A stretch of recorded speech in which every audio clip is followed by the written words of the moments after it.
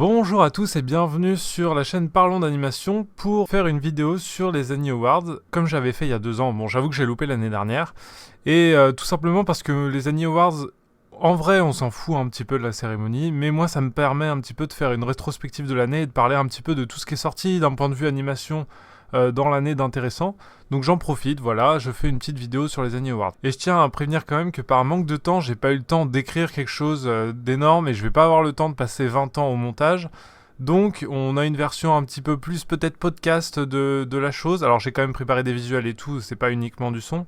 Mais voilà, ce sera moins monté et je vais peut-être un petit peu plus bafouiller parce que j'ai que des petites notes et rien de très structuré qui est déjà écrit. Donc voilà, cette année c'est les 50e Annie Awards, ça veut pas dire grand chose, je suis pas sûr que ce soit une édition spécialement augmentée pour l'occasion, mais donc ça fait un petit paquet de temps que ça existe du coup, et on va attaquer tout de suite avec la catégorie meilleure série d'animation du coup pour destination du public enfant. Donc dans les nominés des Annie Awards, on avait Abominable and the Invisible City, en français je connais pas le titre, Abominable et la ville invisible ou quelque chose comme ça sans doute, qui est une série DreamWorks adaptée du film Abominable. On a la série Big Night, qui est une série Nickelodeon, diffusée sur Paramount+, qui est un truc de streaming que je pense que personne n'a, voilà, qu'on se le dise très franchement. Qui est adapté lui des comic strips d'un gars, donc c'était des trucs publiés des trucs en 3 cases quoi, des petites BD en 3 cases publiées je pense dans des journaux. J'avoue que j'en sais pas plus là-dessus. Nous avons Moomin Valley, donc le reboot de 2019 qui est en 3D parce que l'original était en 2D il me semble. Qui est un truc avec des espèces d'êtres élémentaires et un mec avec un chapeau vert. C'est un délire. Nous avons The Owl House de Disney, donc là qui aussi ça fait 2 ou 3 ans que ça a commencé, hein. Là on est sur la saison 3 en ce moment. Alors je sais pas s'il a été nominé pour la fin de la saison 2 ou pour le début de la saison 3. Et enfin nous avons We Baby Bears qui est un reboot de We Bare Bears. Voilà. Et donc cette année, vous allez voir, pour toutes les catégories, moi j'ai fait ma petite catégorie les oubliés, qui sont les séries ou les films qui, je pense, auraient pu avoir leur place ou valent le coup d'être mentionnés. Donc là, pour les oubliés des séries à destination des enfants, nous avons en premier Amphibia, la deuxième série de Disney qui ressemblait beaucoup à The Owl House et qui est parue à peu près en même temps. Nous avons la série Cuphead qui est parue sur Netflix. Alors là, j'avoue, je l'ai mis dans le Children. Je n'ai pas regardé Cuphead. Peut-être que c'est un peu trop violent pour être classé dans Children. Je ne sais pas du tout. Nous avons Sonic Prime qui est sorti en fin d'année. Donc voilà, dessin animé Sonic en 3D. Et enfin, Dead End Paranormal Park qui est aussi une série Netflix. Donc en fait, j'ai mis un peu toutes les séries Netflix. Parce que dans ces nominations, mine de rien, il n'y a aucune série Netflix. Voilà, je sais pas si on peut en tirer quelque chose. Mais en tout cas, Netflix n'a pas été gardé pour les nominations des séries pour enfants. Donc maintenant, je vais refaire un petit peu rapidement le tour sur toutes ces séries. Donc j'ai pas regardé la totalité de toutes les séries. Parce qu'on va pas se mentir, j'ai d'autres choses à faire. Et puis surtout, il y a des choses qui m'intéressaient quand même moyen. Typiquement Abominable, je n'ai pas vu le film, voilà, qu'on se le dise tout de suite, mais j'ai regardé les quelques premiers épisodes de la série, et franchement, ça faisait le café. Alors c'était pas très beau, visuellement c'est de la 3D un petit peu bof, moins intéressante que le film, moins jolie que le film, ce qui est un petit peu logique parce que du coup on n'est pas sur les mêmes budgets et pas sur les mêmes temps de production, mais voilà, ça se laisse regarder, c'est pas désagréable du tout. Mais c'est vraiment destination public enfant. D'ailleurs on peut noter, je pense que c'est un petit peu dans la même veine que les autres séries DreamWorks qu'ils avaient fait adapter de leurs films, notamment je pense à la série qui avait été faite sur Dragon, How to Train Your Dragon, et puis la série qui avait été faite aussi sur Kung Fu Panda, que j'ai vu aucun des deux, ni les films ni la série, mais j'ai entendu parler qu'elle était à peu près du même genre. Donc ensuite nous avons Big Night, là qui est plus intéressant d'un point de vue graphique parce que c'est de la 3D aussi, mais c'est de la 3D qui ressemble presque à du stop motion que j'ai trouvé très joli. C'est de la 3D un petit peu texturée, vous voyez. On a l'impression que c'est vraiment des pantins qui sont animés plus que des vulgaires modèles 3D quoi. Et franchement, j'ai trouvé l'animation de Big Night étonnamment qualitative. Et bon, je peux pas dire que je me suis attaché énormément au personnage. Encore une fois, j'ai pas regardé l'entièreté de la série. Mais franchement, c'était une bonne surprise. Je pensais pas m'attacher autant au personnage et à prendre autant de plaisir à regarder Big Night. Donc franchement, c'était vraiment une belle découverte Et merci aux Annie de l'avoir nominé parce que je pense que je serais passé à côté sinon. Et je compte bien regarder la suite des épisodes que j'ai pas regardé d'ailleurs. Il faut juste que je trouve le temps. Ensuite, nous avons Moomin Valley. Donc là, j'ai regardé 2 épisodes, dont l'épisode qui avait été nominé spécifiquement pour les Annie Awards de cette année. Donc c'est un épisode de la saison 3 qui se passe dans les montagnes là. Et j'avoue que j'ai un petit peu du mal avec cette série. Alors déjà, j'ai pas tout le côté nostalgique que certains ont sans doute, parce que du coup, comme c'est un reboot d'une série pour enfants qui existait dans le passé, qui était diffusée dans pas mal de pays, moi j'ai cru comprendre qu'il y a beaucoup de gens qui étaient nostalgiques des Moomins, voilà, donc on les voit un petit peu régulièrement passer sur les réseaux sociaux, des vieux screens par exemple de l'ancienne série, les gens ils sont en mode « Ah machin, c'était trop bien ». Donc voilà, j'avoue que j'ai pas du tout cet aspect nostalgique, et on va pas se mentir sur l'écriture de des 5 séries qui sont nominées. Pour moi, c'est celle qui fait vraiment la plus enfant. C'est-à-dire que les scénarios et tout sont pas très développés, les personnages sont pas ultra intéressants. Voilà, c'était vraiment la série enfant des 5 là. Et pour moi, c'était un peu trop à destination d'un public jeune à mon goût. Et j'ai pas pris beaucoup de plaisir à regarder. Donc j'avoue que là, c'est un peu l'impasse pour moi. Après, je dis pas, c'était pas mauvais. C'était pas spécialement moche, même si je pense que de toutes les séries, je dirais que c'était la moins intéressante graphiquement, même par rapport à Abominable. Pour comparer la 3D et la 3D, c'était quand même moins bien, j'ai trouvé. Mais voilà, c'est pas non plus mauvais. Donc ensuite, on a The Owl House. Je vais pas revenir dessus outre mesure parce que beaucoup de gens en parlent et je pense pas que ça vaille le coup d'en parler plus que ce qui est déjà fait actuellement. Voilà, c'est très agréable, très sympa. C'est pas la meilleure série jamais faite, même chez Disney, mais c'est une série très sympa. Et enfin, nous avons We Baby Bears de chez Cartoon Network. Et là, j'avoue que celle-là, j'ai même pas essayé de la regarder, ça m'intéresse pas trop. Le coup du reboot avec We Baby Bears, mais en version chibi, c'est pas pour moi, je pense. Donc, j'ai même pas essayé de la regarder, celle-là. J'avoue, j'ai fait l'impasse là-dessus, donc si ça vous intéresse, allez-y pour voir vous-même de quoi il en retourne, mais je peux pas vraiment commenter celle-là. Et donc pour passer rapidement sur les oubliés, Amphibia n'a pas été nominé, et je suis plutôt d'accord avec ce choix, parce que j'avoue que la saison 3 d'Amphibia, je ne l'ai absolument pas aimé du tout. J'ai pas aimé toute la partie sur Terre, j'ai pas aimé la plupart des épisodes qui suivaient, j'ai pas aimé le final. Donc franchement, c'était pour moi mérité que ce ne soit pas dans les nominations parce que j'ai vraiment pas du tout apprécié la saison 3 d'Amphibia, surtout après le grandiose qu'avait été la fin de la saison 2, que j'avais énormément apprécié. J'ai été vraiment déçu de cette série et donc j'ai vraiment aucun regret de ne pas l'avoir dans les nominés. Alors donc, Cuphead, comme je l'ai déjà dit tout à l'heure en présentant, je ne l'ai pas vu, donc je ne sais pas du tout si ça méritait sa place ou pas dans les nominations, j'en sais rien. Sonic Prime, pour le coup, je l'ai regardé et... Alors moi, je ne suis pas du tout un expert Sonic, hein, c'était plus ou moins le premier truc Sonic que je voyais, à part les jeux sur DS des Sonic et Mario aux Jeux Olympiques, là. Mais du coup, c'était une série qui était plutôt bien. Alors graphiquement, ça casse pas trois pattes à un canard, on va pas se mentir, c'est de la 3D très bas de gamme, mais ils font quand même l'effort. À quasiment tous les épisodes, ils changeaient les modèles, les skins, on va dire. Il y avait des changements de vêtements et tout, donc ça, c'est vrai que ça apporte un petit peu un plus, parce que dans beaucoup de séries 3D, on se tape les mêmes modèles 3D du début à la fin de la série. À la fin, t'en as marre, parce que contrairement à la 2D, t'as beaucoup moins de liberté de création autour des modèles. Donc justement, là, ça faisait plaisir dans Sonic Prime. Il y avait un réel effort de justement renouveler un petit peu les designs régulièrement.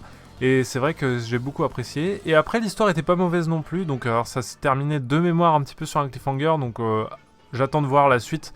C'est sans doute, comme souvent ils font chez Netflix, c'est sans doute une saison qui a été découpée en deux. Donc on devrait avoir la deuxième moitié de la première saison, qu'ils appelleront sans doute saison 2, hein, pour une histoire de faire genre que c'est deux saisons séparées. Mais donc j'imagine que dans pas trop longtemps, on devrait avoir la suite de Sonic Prime la saison d'après. Et en dernier, on a Dead End Paranormal Park, qui est une série, j'ai trouvé assez moyenne. C'est-à-dire que c'était pas mauvais, pareil, mais ça cassait pas non plus trois pattes à un canard. Graphiquement, c'était très très standard et très plat, voilà, j'ai rien de plus à dire là-dessus. L'histoire était pas trop mauvaise, les personnages étaient relativement attachants, donc voilà, c'était pas une déception, c'était pas un mauvais, mais c'était pas non plus exceptionnel. Donc là, pareil, je sais pas si ça aurait eu sa place dans les nominations, mais ça me semblait intéressant d'être mentionné parce que ça reste quand même une des grosses séries d'animation Netflix de cette année. Et il me semble que celle-ci a été annulée, donc il n'y aura pas de nouvelle saison dans le futur. Donc maintenant, pour parler un petit peu des pronostics pour les Annie Awards, parce que j'avais fait ça il y a 2 ans et ça me fait rire, donc je vais les refaire. D'ailleurs, vous pourrez retrouver le premier commentaire normalement que j'épingle, ce sera les résultats. Donc dès qu'il y aura les Annie Awards, je ferai un commentaire où j'écrirai les résultats et on verra un petit peu si j'ai eu des bons pronostics ou pas. Donc dans ces 5 nominations, mon préféré à moi, ça a été Big Nate, qui pour moi en fait était peut-être pas forcément le meilleur des 5 parce que The Outlaws j'aime beaucoup aussi, mais c'était pour moi un peu la surprise de cette année. Je m'attendais pas à ce que ce soit aussi bien, donc pour moi ça mérite peut-être plus, sachant que The Outlaws a déjà été nominé aux Annie Awards au moins l'année dernière, voire l'année d'encore avant. Donc peut-être que je pense que Big Nate mériterait plus. Et je pense que du coup pour le coup c'est The Outlaws qui va avoir l'Annie cette année. Donc ensuite pour passer aux séries d'animation dites matures, à public mature, donc c'est entre guillemets séries d'animation pour les vieux adolescents ou les adultes. Donc en premier nous avons Bob's Burgers, qui est une série américaine. J'avoue que je sais même pas sur quoi c'est diffusé ni quel studio l'a produit, j'ai pas spécialement cherché à regarder ça. Nous avons Harley Quinn, qui doit être la saison 3 je pense pour cette année, il me semble que c'est ça. Donc série DC Comics qui doit être publiée sur HBO je pense. Nous avons Rick et Morty, donc là c'était la saison 5, 6, je sais plus à combien on en est, franchement j'ai arrêté de compter. Nous avons un épisode, alors c'était un épisode des Simpsons en particulier qui doit être leur épisode d'Halloween je pense, Treehouse of Horror 33. Donc c'est la maison de l'horreur 33, je sais pas comment ils l'ont traduit en français. Donc c'est un épisode en 3 parties qui a été diffusé je pense pour Halloween des Simpsons. Et donc comme c'est lui qui a été nominé pour ces années, j'ai mis le poster précis du bon épisode. Et enfin on a Tuca et Bertie, ça doit être la saison 3 il me semble aussi. Là pour le coup j'avoue que je suis pas sûr non plus. Dans les oubliés, j'ai mis des séries qui pour moi méritaient presque toutes plus d'être dans ces nominations que la plupart des séries qui sont nominées. Donc là, j'avoue que je suis un peu salé sur cette catégorie. Donc j'ai mis Panthéon, la série de science-fiction adaptée d'un roman de... Il me semble que c'est Ken Liu, qui est sorti sur AMC+, donc forcément personne n'a AMC+, donc personne n'a vu cette série, hein, voilà, on est 3. J'ai mis Little Demon qui là est sorti sur Hulu, donc peut-être qu'en France c'est sorti sur Disney+, mais je suis pas sûr du tout. Qui là est une série un petit peu plus classique, série américaine. Et enfin j'ai mis La Légende de Vox Machina, The Legend of Vox Machina, qui est sorti sur Amazon Prime Video. Donc pour faire le tour un petit peu de toutes ces séries, Bob's Burgers déjà j'ai pas regardé, je ne compte pas regarder, j'ai l'impression que cette série représente un peu ce que j'aime pas dans l'animation américaine, et donc franchement là un peu comme We Baby Bears, je vais pas me forcer. Donc si vous voulez savoir de quoi il en retourne, je vous invite à aller vous-même regarder qu'est-ce que c'est Bob's Burgers et est-ce que c'est bien, parce que franchement moi ça me fait pas du tout envie, donc j'ai fait l'impasse sur celle-là. Donc maintenant Harley Quinn, c'était très sympa, je pense que j'ai pas autant apprécié que la saison 2. La saison 2 pour moi de Harley Quinn c'était un peu la meilleure de cette série, j'avais vraiment beaucoup aimé. Là c'était peut-être un petit peu plus brouillon, il y avait un peu moins de fil directeur, je sais pas trop, il y a quelque chose qui m'a moins marqué dans cette nouvelle saison. C'était agréable, c'était pas mauvais franchement, ça vaut toujours le coup Harley Quinn. Si vous aimez les super-héros et si vous aimez l'univers de DC Comics, franchement c'est une série sympa.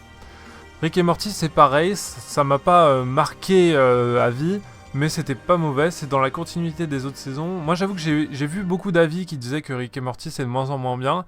J'avoue que moi j'apprécie à peu près toujours autant qu'au début les épisodes de Rick et Morty. Alors peut-être que je manque d'esprit critique, je ne sais pas, mais en tout cas j'ai beaucoup apprécié, autant que le reste de Rick et Morty. Ça reste pour moi presque le seul dessin animé cynique, self-aware que j'arrive à supporter sans cringer toutes les 3 secondes, donc c'est plutôt déjà pas mal. Ensuite il y a l'épisode des Simpsons. Alors l'épisode des Simpsons il était sympa. Mais c'était pas révolutionnaire. Voilà, les Simpsons, on en a tous vu, revu. Est-ce que ça vaut encore le coup de faire... justement, ils font une blague méta où Lisa, elle dit « Oh non, je suis coincée dans un dessin animé où tout est nul depuis les 40 dernières saisons, machin. » Franchement, c'était sympa. Bon, la parodie de Death Note était rigolote, vite fait. Mais pareil, ça casse pas trop pain dans un canard. Et franchement, je pense que ça a été un petit peu nominé pour la forme. Mais ça m'étonnerait qu'ils repartent avec quoi que ce soit niveau prix, parce que ça reste vraiment de la parodie un petit peu entrée de gamme. Et je vois mal ça repartir avec un Annie Awards. Et ensuite, la dernière série qui a été nominée, c'était Tuca and Bertie. Donc ça, c'est une série... Alors pareil, là, je suis pas à jour sur celle-là. J'ai regardé quelques épisodes de la saison 1 et il me semble que, donc, comme je disais tout à l'heure, on doit être à la saison 3. Alors c'est une série qui est pas mauvaise, franchement, ça se regarde, c'est assez sympa. Graphiquement, c'est intéressant, il y a un parti pris, bien sûr. C'est surtout des oiseaux, voilà. Franchement, c'était pas une mauvaise série. Alors j'avoue que pour moi, c'est peut-être un petit peu trop californien. C'est un petit peu trop série avec des trucs random et des blagues de trentenaires qui habitent en Californie. Je l'ai ressenti comme ça, mais c'était pas non plus désagréable, quoi. Donc franchement, c'était pas la pire des séries dans ces nominations. Et ensuite, pour revenir un peu dans les oubliés, donc il y a Panthéon, qui est une série de science-fiction qui traite un petit peu de thèmes qu'on a moins l'habitude de voir dans les séries, donc notamment la digitalisation de la conscience et des choses comme ça. J'ai pas envie de rentrer trop dans les détails parce que franchement, c'était une bonne série, donc si vous avez envie de la regarder, c'est 9 épisodes je crois la saison 1, foncez. C'est plutôt sympa, et en plus cette série est dans la merde actuellement parce que la saison 2 a été complètement produite et terminée, mais AMC a dit qu'ils allaient pas la sortir, donc en fait pour l'instant la série est un peu en stand-by, où il y a une saison qui a été faite, qu'on pourrait regarder, qui est terminée, mais qui ne va pas sortir sur AMC, donc il faudrait, d'après ce que j'ai compris, qu'un autre service de streaming rachète les droits de diffusion de cette série pour sortir la saison 2. Donc c'est un peu la merde. Moi j'aimerais beaucoup voir la saison 2 de Panthéon, parce que pour moi c'est un petit peu ce qui manque dans l'animation américaine en ce moment, des choses un petit peu plus sérieuses, un petit peu moins la violence, le cul.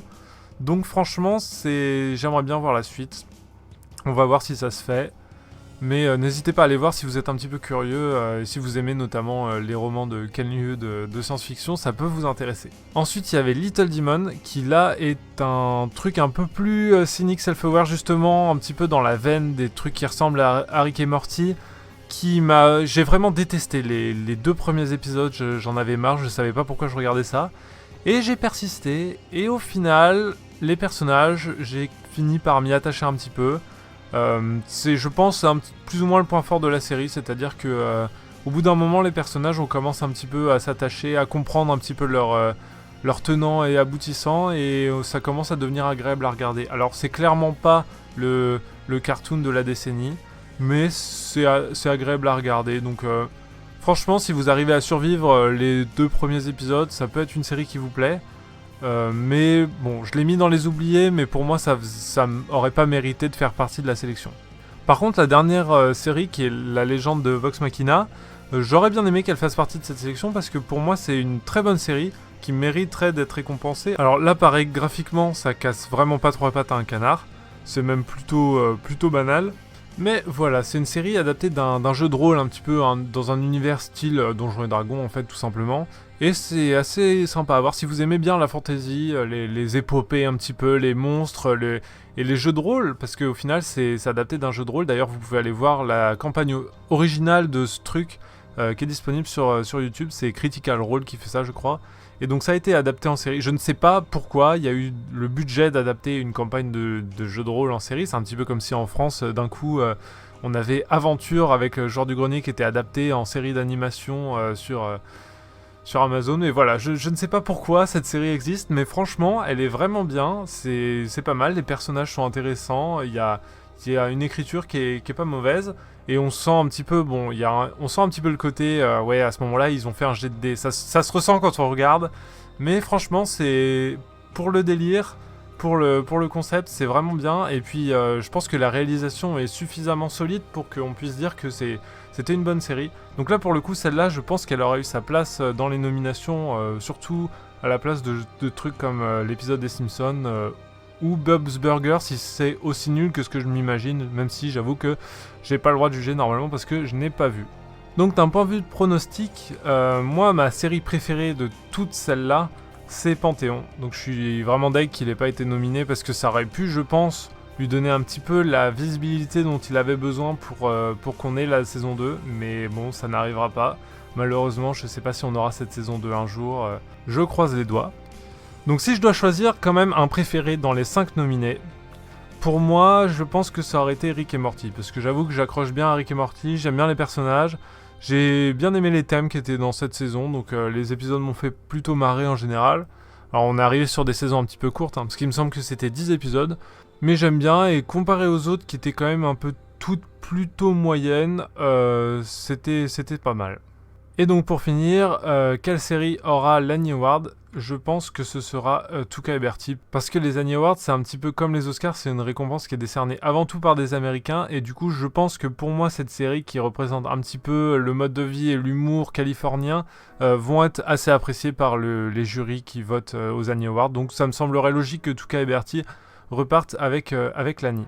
Donc ensuite, nous avons le meilleur film indé slash Best Indie Feature, comme ils l'ont mis dans les Annie Awards. Donc dans les nominations, nous avons Charlotte, qui est un film un petit peu biographie de Charlotte, j'ai déjà oublié de son nom de famille, voilà, qui était une peintre juive qui a été tuée pendant la Seconde Guerre mondiale. Nous avons Inuo, qui est un film de Yuasa, qui est donc un des deux créateurs de Science-Saru, studio d'animation japonais. Nous avons Le Petit Nicolas, film d'animation français. Nous avons Marcel the Shell with Shoes On, qui doit peut-être être traduit en français par Marcel, le coquillage avec des chaussures ou quelque chose comme ça, qui était à la base un court-métrage qui a été en fait retranscrit en film de 1h30. Et enfin, My Father's Dragon, donc j'imagine le dragon de mon père ou quelque chose comme ça, qui est un film Netflix, publié par Netflix et fait par le studio d'animation Cartoon Saloon, donc le studio d'animation irlandais à qui on doit notamment Wolfwalkers ou les Secrets de Kells, ou même le chant de la mer, je crois qu'il s'appelle en français, Song of the Sea, il me semble, en version originale. Donc dans les oubliés, moi j'ai noté Unicorn Wars, qui est sorti en fin d'année, donc là peut-être qu'il sera plutôt qualifiable l'année prochaine aux Annie Awards, mais moi comme je l'ai vu cette année, je voulais en parler dans cette rétro-là. Pareil pour Amazing Maurice, je crois qu'il sort maintenant en fait en février, oui, c'est ce qui est écrit sur l'affiche. Donc en fait, moi je l'ai vu l'année dernière, mais je pense que s'il est aux Annie Awards, il y sera l'année prochaine, donc pour les Annie Awards, les 51e du coup.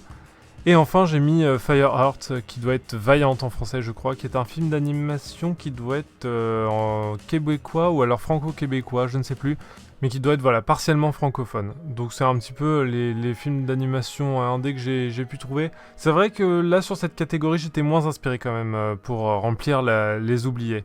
Donc maintenant, pour passer un petit peu sur mon avis sur tous ces films, alors Charlotte, je l'ai vu, je l'ai trouvé quand même relativement bof, voire mauvais, c'est-à-dire que c'était pas super intéressant et il ne parlait pas des choses qui auraient pu m'intéresser en fait. Par exemple, le film était surtout centré autour de la vie amoureuse un petit peu de Charlotte, de ses relations avec ses proches, et moi j'avoue que dans le contexte où c'était, il y a beaucoup d'autres choses qui m'auraient intéressé. Par exemple, Charlotte, on la voit au début en Allemagne, à un moment elle part en Italie, elle rencontre une meuf qui vient des États-Unis et elle finit sa vie en France.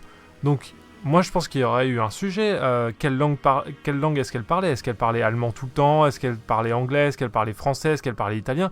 Moi j'aurais bien aimé savoir ce genre de choses, mais le film passe complètement à côté en faisant que tous les personnages parlent exactement la même langue, parfois avec des accents. Mais du coup, on sait pas vraiment dans quelle langue ils s'échangent entre eux. Et par exemple, c'est quelque chose qui aurait pu m'intéresser, moi, sur la vie de Charlotte. Est-ce qu'elle parlait, quelle langue elle parlait, voilà. Si ça se trouve, comme elle était juive à Berlin, ça se trouve, elle parlait même pas allemand, elle parlait peut-être yiddish, j'en sais rien, mais on ne saura jamais, parce que le film a décidé que c'était pas important. C'est pareil, on s'attarde. Au final, j'ai trouvé assez peu sur le fait qu'elle faisait de l'art. Alors bon, il y a tout ce sujet au début elle veut être acceptée dans son école, mais voilà, ça passe presque au second plan par rapport au déroulé des histoires, où est-ce qu'elle doit aller ensuite. Et au final, c'est ce que j'aurais pu trouver intéressant dans un film qui est supposément censé retracer un petit peu sa vie. Donc voilà, j'ai trouvé ça globalement un petit peu à côté. J'avoue que je me suis globalement ennuyé, c'était pas très intéressant. Et graphiquement, pareil, j'étais vraiment pas convaincu. De ce que j'ai compris, c'est censé être de la 2D, mais moi j'ai trouvé que le rendu de cette 2D ressemblait quasiment à de la 3D, ou alors du moins à de la 2D rotoscopée. Et j'avoue que j'ai trouvé un peu un côté uncanny. Alors, peut-être que c'est moi qui hallucine et il n'y a absolument rien d'anormal dans ce film, il est en 2D normal. C'est peut-être juste moi qui ai imaginé des choses que je n'aurais pas dû voir, mais ben, je sais pas, j'ai trouvé l'animation un petit peu bizarre, un petit peu étrange. Globalement, c'était pas trop mon truc. Donc voilà, c'était pas très intéressant. Franchement, je recommanderais pas ce film si vous avez autre chose à regarder. Ensuite, il y a Inuo, que là j'ai pu voir en festival, et ce film c'est vraiment un délire absolu. Donc je comprends complètement que ça ne puisse ne pas plaire à tout le monde, et justement j'ai entendu beaucoup d'avis de gens pour qui ça l'avait pas fait, voilà. C'est un film qui est vraiment super particulier, c'est un espèce d'opéra rock de 1h30, c'est très perché, et je comprends que tout le monde n'aime pas. Perso j'ai beaucoup accroché, mais voilà, encore une fois c'est particulier. Le petit Nicolas, je n'ai pas réussi à le voir parce qu'en fait j'ai loupé sa sortie en salle et après il est plus trouvable parce que avec la chronologie des médias en France, ça fait qu'il n'est pas encore disponible sur aucun site de VOD. Donc j'avoue que je suis là, c'est le seul film que j'ai pas pu regarder de la sélection parce que je pouvais juste pas, j'étais dans l'incapacité matérielle de le faire. Donc voilà, peut-être qu'il était bien, j'en sais rien. Ensuite, on a Marcel the Shell with the Shoes On. Alors, celui-là, il était assez particulier aussi parce qu'il a un petit peu un côté documentaire.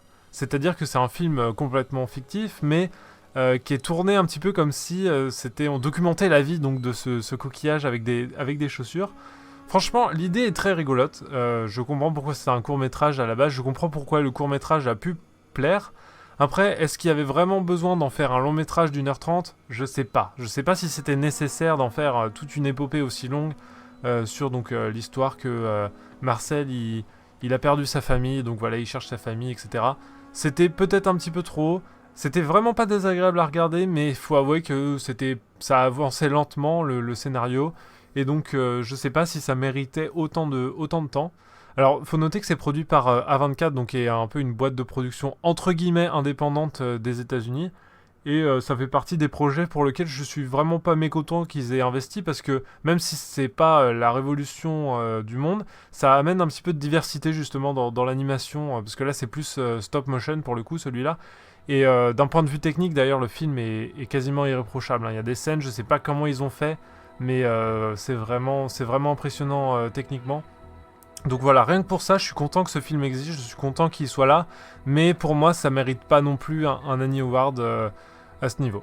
Et ensuite, on a My Father's Dragon, qui est donc le film de Cartoon Saloon, sauf que celui-là, contrairement au succès du studio comme Wolfwalkers ou Les Secrets de Kells, Tom Moore n'a pas participé à la production ou à la réalisation, et je trouve que ça se sent un peu, c'est-à-dire que le film est beaucoup plus banal, moins intéressant graphiquement comme moins intéressant d'un point de vue de l'histoire. Voilà, je comprends. J'avoue que j'ai même pas réussi à comprendre le choix du titre My Father's Dragon parce que à part le fait que c'est censé être un narrateur qui raconte l'histoire de son père, donc pendant genre la première minute du film. Après, c'est juste l'histoire du gamin avec le dragon et je comprends même pas le choix éditorial en fait d'avoir tourné ça comme l'histoire du père. Je la comprends pas. Ça fait partie des choses qui m'échappent, voilà. C'était pas mauvais du tout, mais c'était franchement pas incroyable. Je suis un peu resté sur ma faim, surtout venant de Cartoon Saloon, qui est quand même un des gros studios d'animation indépendants qui produisent des choses souvent assez magnifiques. Franchement, si vous n'avez pas vu Wolfwalkers, donc en français ça c'est Le Peuple Loup, allez-y, parce que c'est vraiment, ça vaut le coup. C'est un peu un incontournable, je pense, de l'animation occidentale. Mais voilà, My Father's Dragon, c'était un peu une déception, franchement, je suis un peu passé à côté et j'y reviendrai pas. Donc dans les oubliés, on a Unicorn Wars qui là est aussi un petit peu particulier parce que le concept est chelou. C'est des petits ours trop mignons qui font la guerre de manière super brutale contre les licornes. C'était sympa, c'était agréable. Après, j'avoue que le film là, je l'ai vu il y a 3 mois et je m'en rappelle déjà plus beaucoup. Bon, 4 mois peut-être. Mais je m'en rappelle quand même déjà plus beaucoup. Et donc il m'a pas laissé un souvenir impérissable. Donc c'était un film très sympa, assez agréable. Mais je sais pas s'il aurait mérité un Annie Award et je sais pas s'il le méritera l'année prochaine au cas où il serait sélectionné. Nous avions aussi The Amazing Maurice, donc Maurice le Fabuleux, je crois en français, qui est une adaptation d'un roman de Terry Pratchett du même nom, qui là pour le coup est vraiment axé humour et subversion des codes un petit peu du conte pour enfants. Et là pour le coup, alors j'ai pas lu le livre d'origine, je suis pas très familier avec l'univers de Terry Pratchett, mais j'ai trouvé que le film était très bien, il marchait très bien. Alors ça se sent graphiquement que l'animation c'est pas du gros budget, les modèles sont pas extraordinaires, c'est vraiment, ça ressemble à peu près à tous les films d'animation 3D budget petit / moyen qui sortent. Mais je pense que l'humour de Terry Pratchett et la manière dont les blagues sont tournées, ça rattrapait justement ce manque d'originalité sans doute d'un point de vue graphique. Donc là pour le coup je pense qu'il aura sa place dans les nominations l'année prochaine s'il a l'occasion d'y être, parce que c'était vraiment un film sympa à voir, ça m'a beaucoup fait rire. Et je pense qu'il réussit bien son pari d'être une bonne adaptation de Terry Pratchett. Et enfin on a Valiant, donc Fireheart, où là pareil j'ai pas grand chose à dire. C'était un peu un film banal sur une fille qui veut devenir pompier. Voilà, ça s'arrête là. C'était agréable à regarder, mais pareil, j'en ai vraiment pas tiré grand chose, donc je suis pas sûr qu'il aura eu sa place dans les nominations. Mais voilà, je voulais juste l'évoquer parce que ça reste un film intéressant qui est sorti cette année. Donc voilà, si moi je devais donner mon préféré dans tous ces films, je pense que c'est Inuo quand même, parce que c'était un délire, moi j'ai beaucoup apprécié. Même si d'un point de vue humour, du coup, mon film préféré, ça aurait été plutôt Amazing Maurice. Donc c'est vrai que c'est compliqué de les comparer entre Inuo et Amazing Maurice, c'est vraiment... ça a rien à voir du tout. Mais Inuo, j'ai vraiment passé un moment assez incroyable, et rien que pour l'expérience que ça m'a filé, je pense que c'est mon préféré. Et celui qui aura le prix, je pense que c'est My Father's Dragon, parce que Cartoon Saloon a quand même une très bonne réputation, notamment aux États-Unis. Et donc je les vois bien donner le prix à ce film-là, même si c'était pas le film de l'année. Ensuite, on passe à la catégorie meilleur film d'animation, plutôt gros budget ce coup-ci. Donc les nominés de cette catégorie ont été Turning Red de Pixar, The Sea Beast, publié sur Netflix, donc il me semble que ça a été fait par les studios de Netflix d'animation et pas un studio tierce qui a juste utilisé Netflix comme distribution. Nous avons le Pinocchio de Del Toro, pareil, qui est sorti sur Netflix. Nous avons le Chapeauté 2, Puss in Boots en anglais, The Last Wish. Je sais pas s'il y avait un titre en français, Le Dernier Souhait ou quelque chose comme ça, sans doute. Qui est donc la suite du spin-off de Shrek, pour la faire simple. Et enfin, nous avons Wendell and Wild, pareil, un film Netflix qui est sorti en fin d'année. Dans les oubliés, pour le meilleur film d'animation, j'ai mis Lightyear, qui est le deuxième film Pixar qui est sorti plus tôt dans l'année. J'ai mis Strange World, qui est le film des studios d'animation Disney. Donc en français, c'est Voyage vers Avalonia, il me semble. Et enfin, j'ai mis The Bad Guys, qui est le second film DreamWorks qui ont fait aussi donc Puss in Boots. Donc pour donner un petit peu mon avis sur tous ces films, parce que c'est vrai que là, il y a du très lourd, du très lourd. Donc on a Turning Red. Alors Turning Red, c'était sympathique. Je pense que c'était vraiment dans le bas du panier de ce que Pixar a pu faire comme film. Même si j'avoue que dernièrement, les films Pixar, c'est vraiment pas mon truc, encore moins qu'à l'époque. Donc, j'ai vraiment pas été impressionné. Il y a pour moi des problèmes un petit peu de propos, mais ça restait agréable à regarder. C'était pas une purge, quoi. J'ai pas eu envie de couper le film à la moitié tellement ça m'insupportait. Donc voilà. C'était pas horrible, mais c'était pas non plus mon Pixar préféré. Et c'est clairement pas mon film préféré de ce top. Ensuite, on a The Sea Beast, et si vous voulez savoir de quoi il en retourne, c'était littéralement How to Train Your Dragon, mais avec un espèce de dragon géant rouge dans la mer. Voilà, c'est tout. J'ai rien d'autre à dire sur ce film. Pour moi, ça manquait totalement d'originalité. J'en avais à peu près rien à faire. De mémoire, alors je me rappelle plus de la fin, donc je peux pas vous la spoiler, mais de mémoire, la fin est nulle. Voilà, c'est tout ce que je me rappelle de ce film, c'est que c'était un espèce de plagiat de How to Train Your Dragon et que la fin était pourrie. Voilà, j'ai rien retenu de plus, et ça vous dit à quel point je pense que ce film n'avait pas sa place dans les nominations, parce que là, déjà qu'il y a 2 autres films Netflix, donc est-ce qu'il y avait vraiment besoin de mettre un 3e film Netflix ? Et en plus, c'était vraiment oubliable complètement. Je ne comprends pas ce film, et je suis pas sûr qu'il y ait des fans de ce film, mais si vous êtes fan de ce film, expliquez-moi qu'est-ce qu'il a de si bien, parce que je crois que je suis passé à côté. Ensuite, on a le Pinocchio de Del Toro, donc à ne pas confondre avec l'adaptation en pseudo live action que Disney a sorti cette année aussi de Pinocchio. Donc le Pinocchio de Del Toro qui est en cinéma stop motion.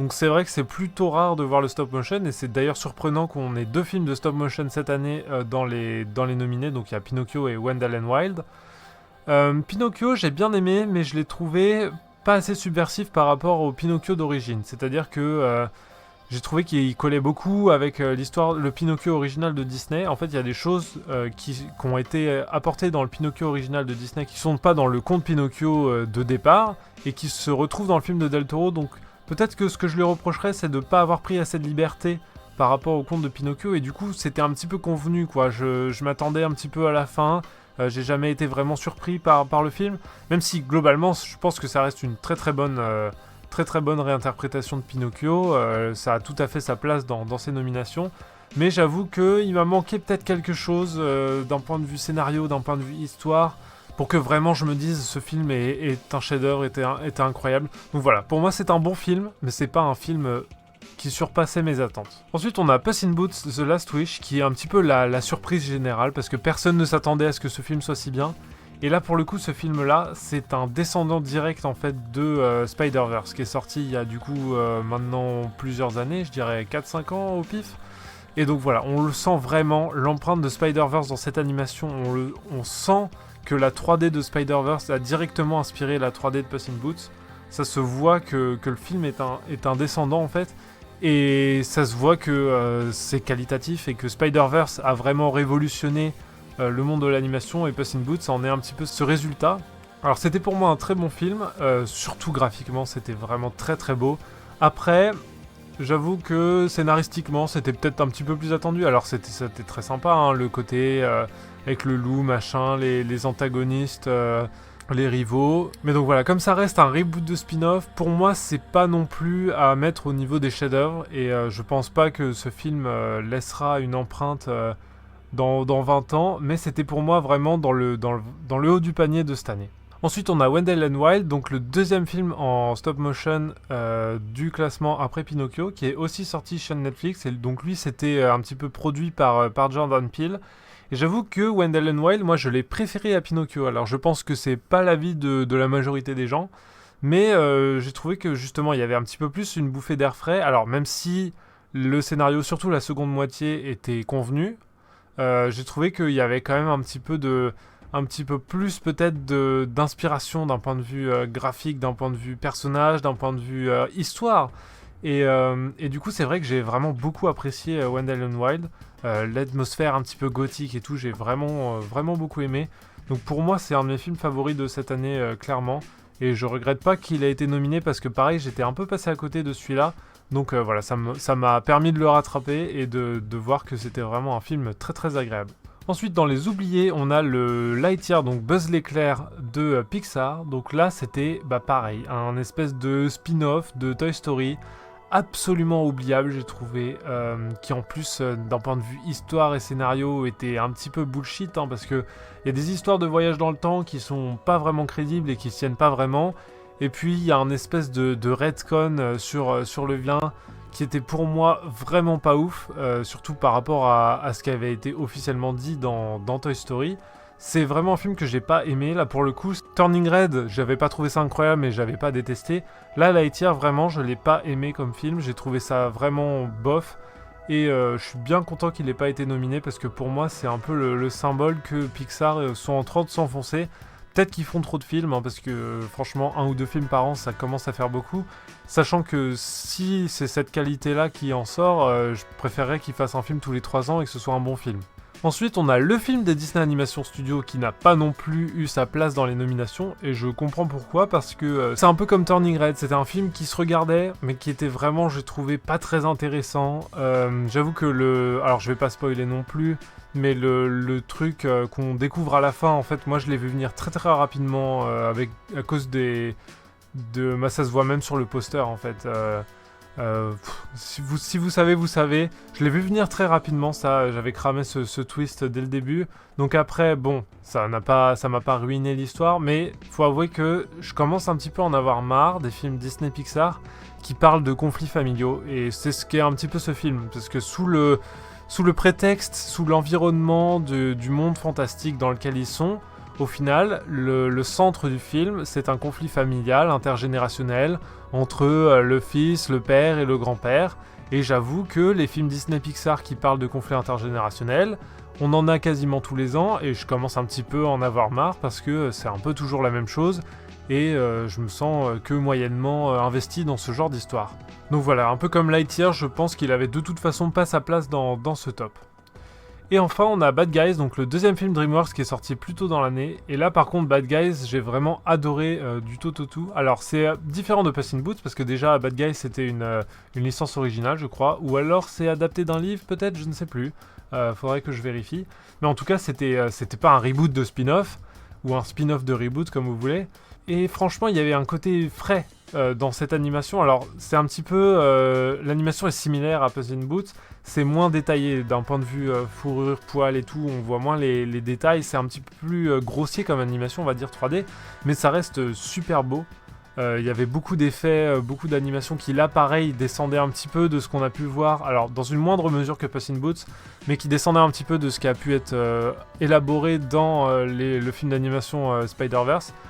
Et là, pareil, c'était pour moi, les personnages étaient incroyables, les scènes d'action étaient vraiment ultra bien réalisées dans ce film. Pour moi, j'ai préféré les scènes d'action de Bad Guys aux scènes d'action de Puss in Boots.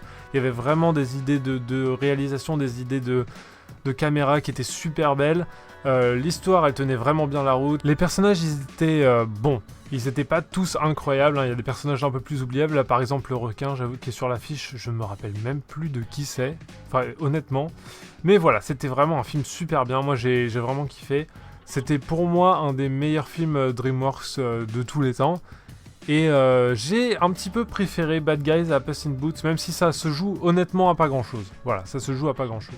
Donc maintenant, pour dire mon préféré de tous ces films, mon préféré, ça a été Bad Guys. Donc du coup, j'avoue que j'étais un petit peu deg qu'il soit pas dans les nominés, surtout qu'il aurait pu largement remplacer The Sea Beast, à mon avis.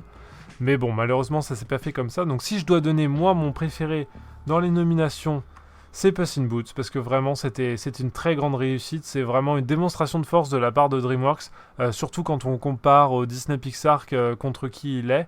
Donc j'attends de voir comment ça va évoluer par la suite. Mais Puss in Boots, c'était vraiment un bon film. Mais je pense que Puss in Boots ne va pas avoir les New Awards parce que il y a eu le Pinocchio de Del Toro. Pinocchio qui dénonce le fascisme, et Del Toro qui est quand même un réalisateur très apprécié aux États-Unis, comme Pinocchio est un conte très apprécié.